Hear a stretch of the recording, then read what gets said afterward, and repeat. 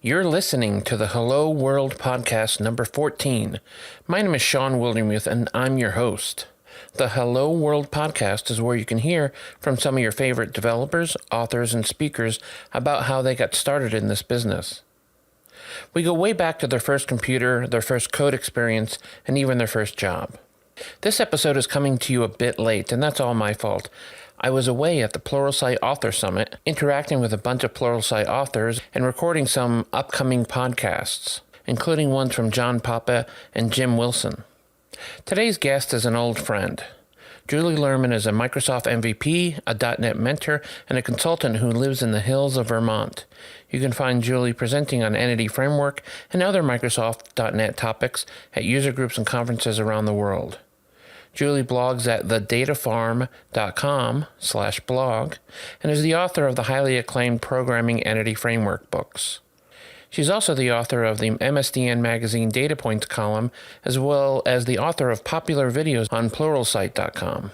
You can follow Julie on Twitter at Julie Lerman. Julie and I go way back to when I published my first book back in the early 2000s. She was gracious enough to invite me out to Vermont to speak at her local user group, which has been going for a long time now. I remember that long drive from Boston and the great restaurant she sent us to afterwards. We've been fast friends ever since. Julie's got a lot of experience to share, and I hope you like this episode to see how she got started. Here's Julie.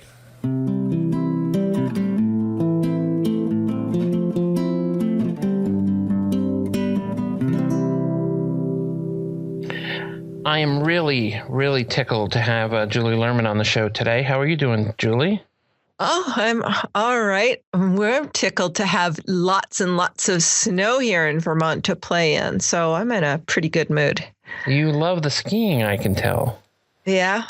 We went out skiing in the woods today. We've got feet of snow. It's wonderful, but it's going to rain on Friday. Are you going to ship any of it out to Sochi? Because they seem to not have any snow. No, that's where the rain is. I think that's where it started. That's funny. So you and I have known each other for ever, I think is the right phrase. Well, ever in my .NET life, yeah. When you came to speak at my user group, I think it might have even been during the first year that we had Vermont.net. As a matter of fact, Thursday night, we're having our meeting and we're going to be celebrating our 12th anniversary. Wow. That's a long time for a .NET meetup or meeting. Yeah. I remember I was in Boston at the time, and I love telling this story. You graciously said, "Oh, come talk," because my first book was just out, and I was trying to get everyone to buy a copy.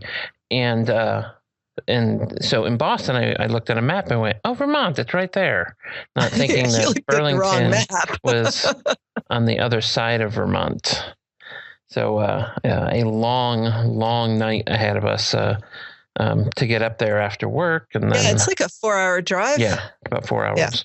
Yeah. I felt pretty bad when I realized how surprised you were by that. I'm like, oh no. I was like, oh no, we're running late because I can't read a map. Yeah, it was a good. Yeah, that was back in the old days before GPSs and stuff, right? Yeah, I mean, I was able to look on MapQuest at the time, but I wasn't being very specific. When I looked at it wasn't until the day before. State. Just get to Vermont, right? Yeah. And then you're there. Yeah. No, people think that we're, like Boston is just, kind of town for me. Yeah. Because I'm over on the New York State side of Vermont. You are right across the river from New York. Yeah, well, it's a lake. It's a lake? Lake Champlain. Big. Yeah, you're right. Yeah. 10 miles wide at its widest point. Wow. That qualifies as a lake. Yeah. So how long have you been in this crazy business we're in? As I admitted I was a programmer. Well, when did I've been working for myself for 25 years. So yeah, I was never officially a programmer until kind of maybe then. And what were you? Well, let's go back to, as a kid, did you have a computer? Or was it something you? They didn't have about? Computers when I was a kid. That's not true. I spoke to Charles and he had one. Well, he had a terminal. No. even though I think everybody I grew up with realized it, I did not know I was a geek. I didn't realize it. When I finally just, like came to that understanding, like in my early 30s, all of a sudden high school made sense. Right? Oh, so no, but I did in high school. I was definitely, the math, calculus, and all that. And we had those big fancy calculators. It was a special class to use them, like the HP scientific calculators or something. Yeah. I don't remember. But for me, first computer was in college, and the math teachers had built 2 Heathkit computers. Oh, nice. And I took I was a history major and an art studio minor, right? So you were going to be a college professor? Isn't that what you do with those 2 degrees? I don't know. I kind of, back then I was thinking I wanted to be a movie director or something like that. Who knew? I was just, it's a liberal arts college. So, back then, people weren't quite as career driven going to college. If you're going to be a doctor or something, sure. Yeah. But we had, way back in the old days, we had that. I don't want to say leisure, but like a privilege to just, go to college and just soak in as much as you can. So I was doing all different kinds of things. So I did take this one basic class, just basic. And it was really clear. I just had a knack. 3 of us got A's, everybody else got D's. And it wasn't about smart and not smart. It was just, this is how your brain works. Yeah. Yeah. But it still was quite a while before I did anything with it. I just took that class and then, didn't really do anything with that. Went to New York, graduated, got, secretarial job like all of us, these brilliant kids. We'd written these, double majors, 60-page theses, all this kind of stuff. Right. And, we just get jobs as secretaries in magazines and ad agencies, like a whole bunch of us at the same time went there. But eventually I got, my first job, there was 1,000 people in the company and there was 1 computer and it was on my boss's desk. And within 2 weeks, because I was in there figuring things out for him. And then within a couple of weeks, it just ended up on my desk. And, I just figured things out. And then people would ask me because I could figure out how to use stuff. And it kind of went along since then, really self-taught and curious. But I didn't do the, the Tandy 80 everybody seems to have had when they were 6 years old, right? Yeah. I didn't get, because I'm a little older. The way you describe it certainly sounds like an episode of Mad Men. I mean, am I wrong about that? No, I'm not that old. That wasn't the 60s. God. It was the 60s. No, that was the 80s. That was the 80s, first computers. So you probably know this, and I've said it enough times over the years. People are pretty familiar with the fact that that first job, that first secretarial job I had was at Penthouse magazine. I have not heard that story. Hoping to get into Omni editorial, which didn't really pan out. Then I worked for Natural History magazine for a couple of years. Oh no, I had another job. Oh, wait. So the next job I went to, that was really where I started programming. There was a computer there and there was really bad filing, documents and everything. And there was a computer, just this one computer in the whole company. And there was this dog-eared book. I still have it because it was my first book. This dog-eared copy of DBase, writing applications with DBase 3. And that's when I really started, right? The other stuff was just figuring out, that was like WordStar and sure. learning how to use Lotus 123 or, some spreadsheet program and just, really taking control of things.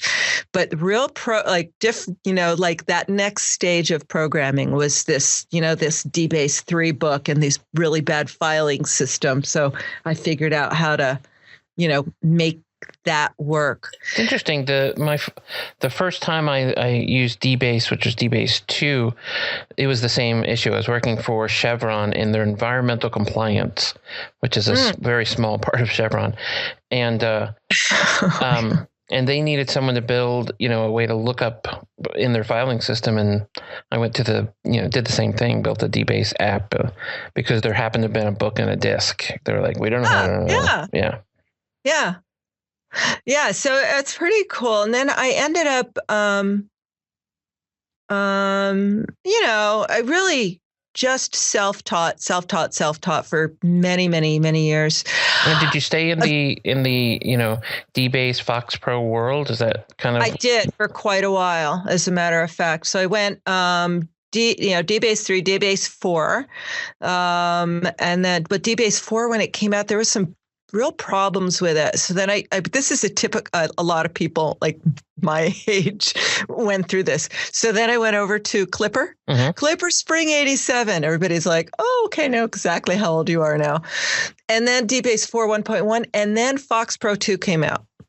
And that's when I switched over to Fox Pro. And that's when I feel like I really started becoming a programmer. And I discovered the Fox Pro community. And, because I was living in New York City at the time, and like Alan Greiver and, just that whole big group of folks. Yeah. And so, and I was young, right? I was the kid. So they really took me under their wings. But I went through that, kind of that whole history of the Fox Pro, and Fox Pro kind of evolved. And then it went object oriented, but then I switched over to VB. Like 4, 5, blah, blah, blah. Interesting. Yeah, I actually spoke at a Fox Pro user group about, I guess, 3 years ago. They wanted someone to talk about Windows Phone. And I was like, what? And they can't do that with Fox Pro, right? So they have to. No, and it was such a delightful experience because they all knew each other seemingly for 20 years. They gave me like a little plaque for speaking, and it was sweet. It was it was very hard for them to get much of what I was talking about because so much is based on stuff that's not Fox Pro, that trying to cover it in an hour was really difficult. Well, I to this day. I'm just tired. What's the word that I'm trying to think of? You'll edit this part out, right? Of course. Of course. Or I'll just leave it in and everyone will know. No. Yeah. Like Michelle and her bad jokes. I mean, not bad jokes, funny, dirty jokes. To this day, I still attribute my real learning about technical community, really community, that came from Fox Pro. That all came from Fox Pro. And when I came to Vermont and I started the .NET user group, I really drew from everything I knew about community from Fox Pro to that group and to what I brought to Ineta over the years that I was strongly involved and on the board, everything of Ineta. So there was a lot of great things there, but I totally understand what you're saying about the feeling you got speaking at that group and very much a family. Yeah. Yeah. So I know you've been an independent for, you said 25 years. Before then, did you feel like you were working on teams or work with mentors or those sorts of things? Or are you always the person in the corner that, we need this weird thing done. Could you just do it? Yes, I did. I did have one person. Well, I mean, I had, like the mentors in the Fox Pro community. Sure. But I did have one job for a year at a big ad agency where I was working at Playboy, and somebody called me up and said, I hear this, there's this guy, David Yakir, and he's looking for he needs to hire somebody, and he doesn't realize it, but he's looking for you because he had put the word out that he wanted another him. Which now that after having known him, I was I was hugely flattered. So I went and interviewed with him, and cocky person that I was, I said, I hear you're looking for me. Right. So he and I worked together for a year. We had a lot of fun, and he, it wasn't like team programming, but we worked together, and he really was a mentor and encouraging me and, letting me run with stuff. Trusted me and the way I learned and was able to figure things out. How do you learn? I'm curious about kind of the way you tackle things, because I watch some of it from afar, in that watching you on Twitter and hearing, you in different mailing lists when you're tackling something new, because it's a lot of what you've done in my mind, the way I think about you is you're the person that's trying to learn whatever the new thing is really deeply. You want to understand, the minutia of how it works to solve these difficult problems. I like to know how things work. It drives me crazy. I don't like the magic. My learning process, I don't know if I would recommend it to anybody. It's highly inefficient, right? And it's quite painful. It really is inefficient. I don't have the patience to sit down and, read a book. I could write a book. I don't know how the heck I pulled that off, or the videos. I need to learn this thing. Well, the obvious thing, go to Pluralsight or wherever. And it's all right there. I'm like, I don't have time to watch a 6-hour video. I got to just start doing this. But one of the approaches I take, and I actually talked about this, I was really honored to be asked to give the keynote at Codestock last year in Tennessee. And I talked about my learning process and it's okay, because learning is hard. Learning stuff is hard. And the way I really go about it is I learn small bits at a time rather than trying to go I think how I've been learning domain-driven design over the last bunch of years. I learn about something that I can really benefit from right away instead of waiting. I learned that one piece really well. Mm-hmm. Right. So I'm not really doing at that point, I'm not really doing the whole DDD thing from end to end. But what I'm doing is taking great advantage of things and approaches and patterns that are in there and leveraging them in what I'm doing. And another funny thing I've done, I've taken advantage of this MSDN magazine column that I write almost monthly. It's called Data Points. And I take advantage of it to learn new things or to experiment with things. For example, a couple of years ago, somebody did a talk at our user group on Knockout.js. It was like, oh, that's really cool. I'm going to have to think of an excuse to use that. I'm like, well, it's about data binding. So there you go. I have an excuse to write about that in the data points column. So, I played with it and just did a little, right? I didn't try to learn the whole thing. I was just to try to see the flavor of it. But the important thing that I did was also not only do the tech edit, but run my code by somebody who really understood it well to make sure that as I was learning, if I had misunderstood something, I didn't want to pass on a misunderstanding because people are reading that column and seeing stuff for the first time. I don't want them to if I can't afford to get it wrong just for that reason. You create so much content, you understand that. I really do. When I seem to be using Twitter for that lately, I'll go, am I an idiot? But this doesn't make any sense. Right. And, the first half of the answer is, no, Sean, you are far from an idiot. Well, sometimes forest through the trees. It makes and you all feel that way. Oh, my gosh. I was almost in tears the other day. I've been just having it was just dumb. I don't even know where the problem came from, but I had to solve it. And I just can't seem to get it solved. And the worst case scenario is that I'm going to have to repave my entire development machine, repave and rebuild my whole development machine. Yep. I really don't want to. And I've been fighting it. You know how it is. Like, I have another idea. I'm going to do this. Okay. All right. That didn't pan out. All right. It's okay. Get another idea. Do this, do that.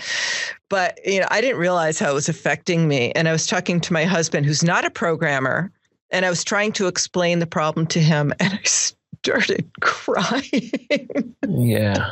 That's how frustrated I was. But I had been so busy in the fight of, this darn computer is not going to beat me. I didn't realize it. Yeah, it just needs more chocolate. That's a cure-all, I would guess. Well, I pretend. So when you became an independent, whatever that means, when you started working for yourself, what sort of prompted that? Was it the move to Vermont and less opportunity? Oh, no. That was way before then. It was a matter of fact, while I was in that job, that the one that I had for about a year, and it was a year, it was kind of like a contract, 1 year. Sure. We knew that it was going to be a year. I had started doing some, with their blessing, doing some moonlighting programming. And then this is back in the 86, 80, maybe 89, kind of mid to late 80s. There weren't a lot of people who could do that. Create a database programmer.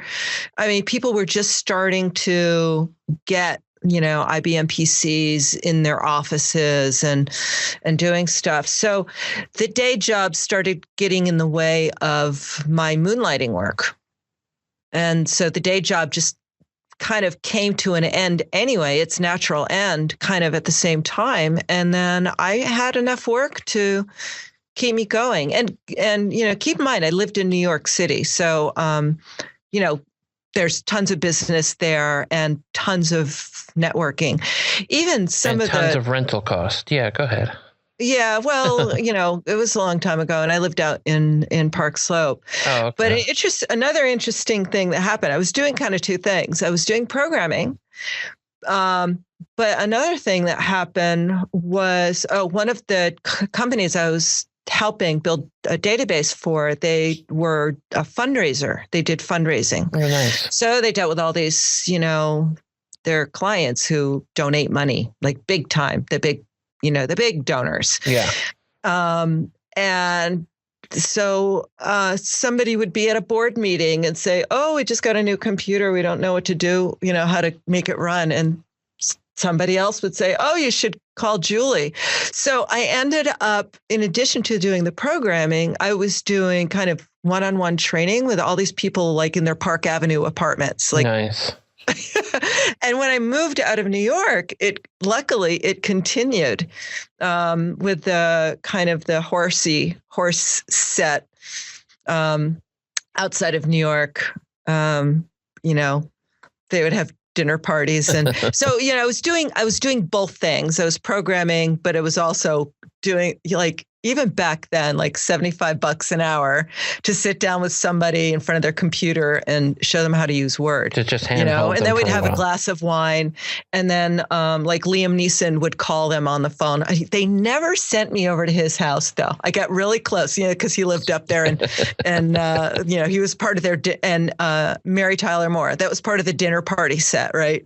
So I was getting passed around at the dinner parties, but never got to work for Liam Neeson. Actually, I was saying the other day, I was reading the New Yorker this week has this really great profile on Tyson, the astrophysicist. Mm-hmm. Right. He's so cool. And I worked for Natural History Magazine for 2 years.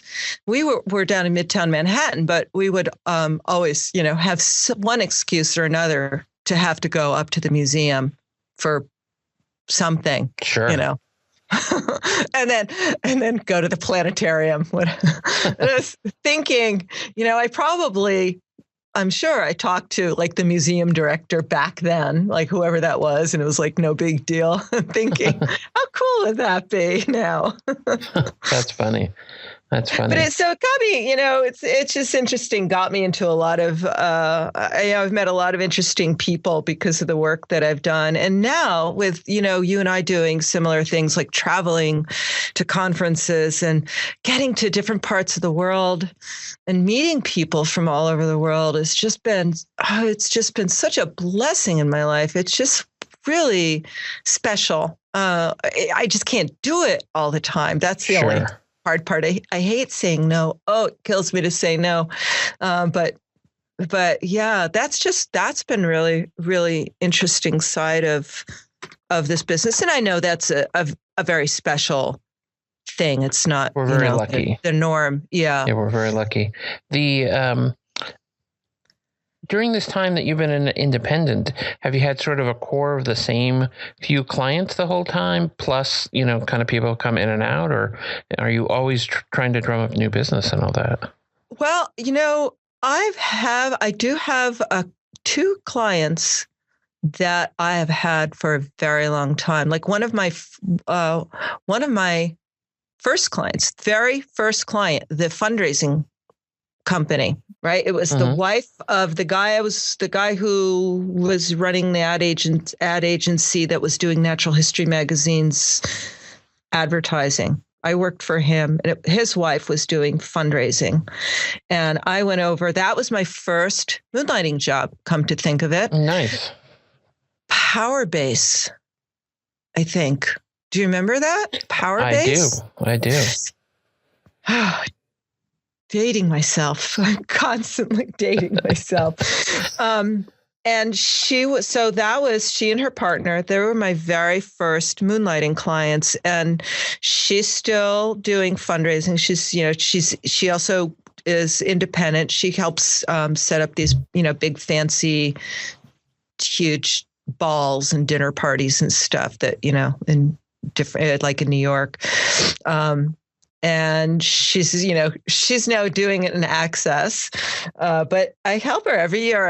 I help her out with it. Nice. My very first client. But I have another client that's a company that's, I've been working with them for about 20 years. Wow. And it's just been incredible watching them grow and be a leader in their industry, and, and all of the growing pains. And, like when we discovered, those fields that are ints aren't really going to work anymore. Like primary keys, right? Primary keys that were ints. Whoever knew we'd outgrow them, yeah.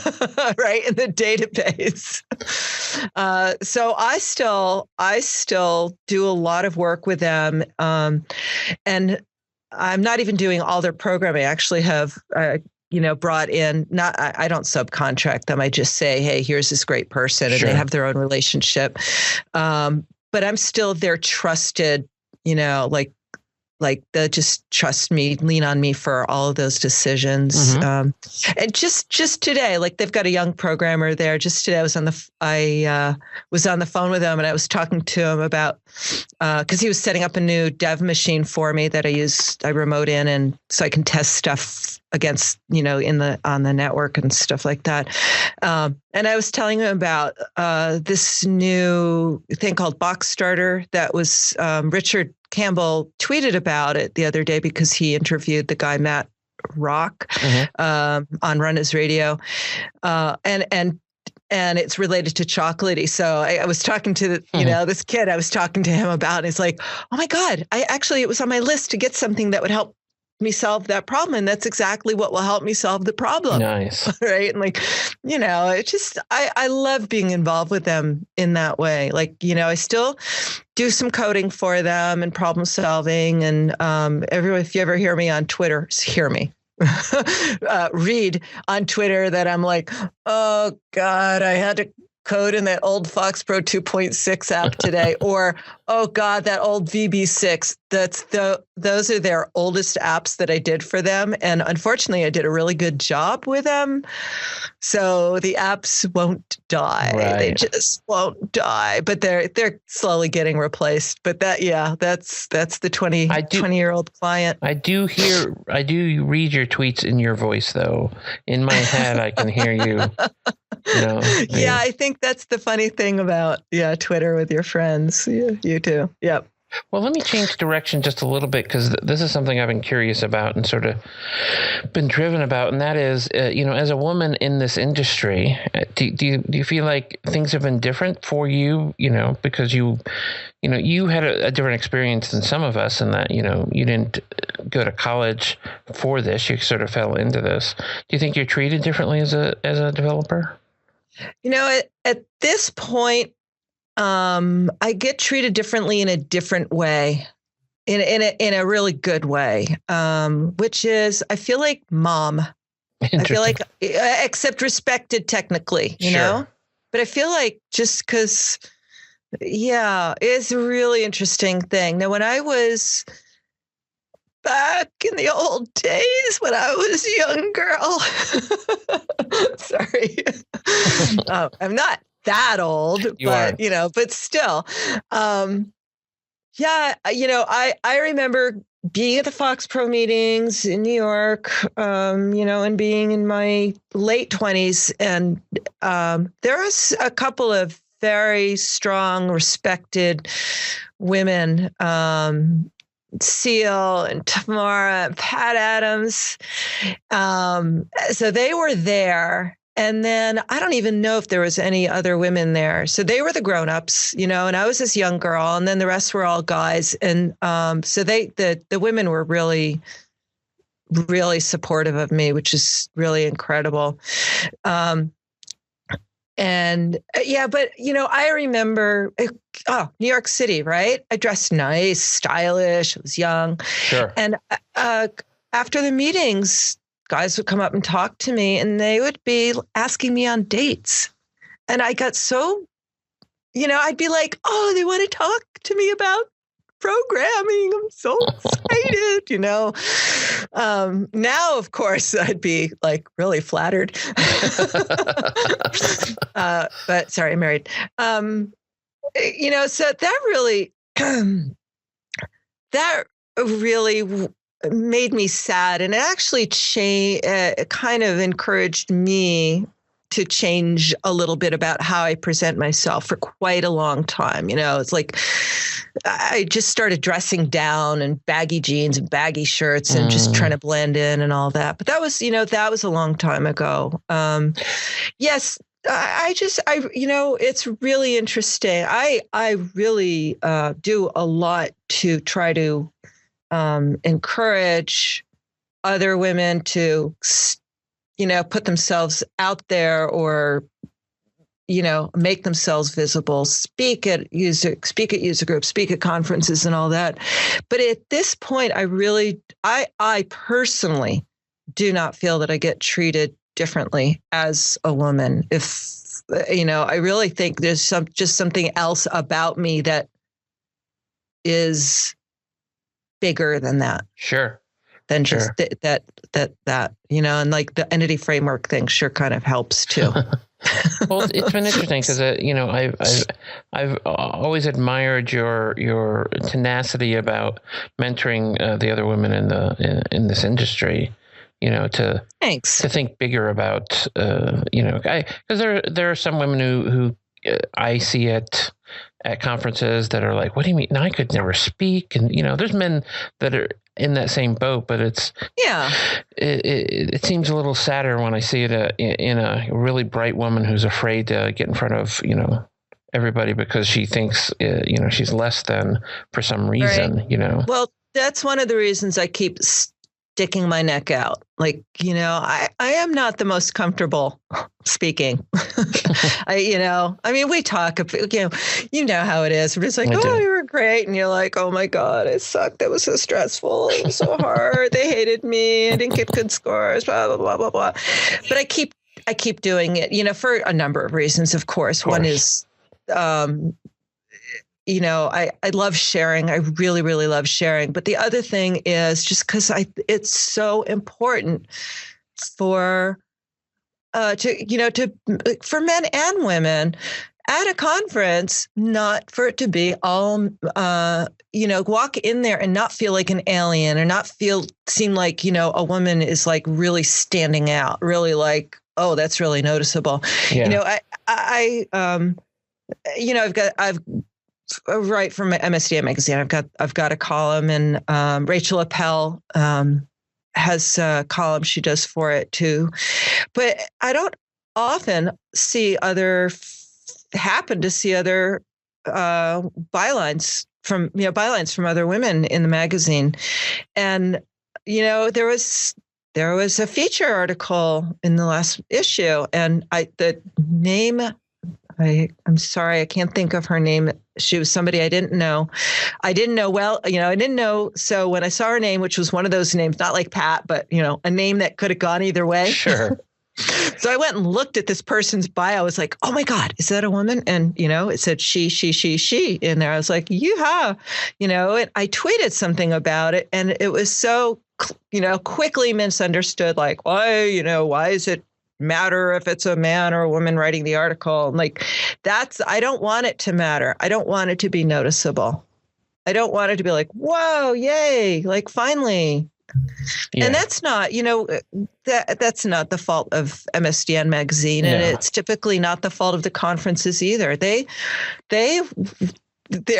looking, they're like, we'll take, anybody who's got a good article to write or good presentation, come do the presentation. And a lot of times people, being aware of that, imbalance and hoping to create that atmosphere where, women don't feel like aliens at the conference. So it's nice to have more representation, that they'll kind of seek out more women speakers. Like, and so it's more like, we put the call out, we put it out over and over and over again. And, these are the abstracts we got. Don't blame us. Yeah. And I totally get that.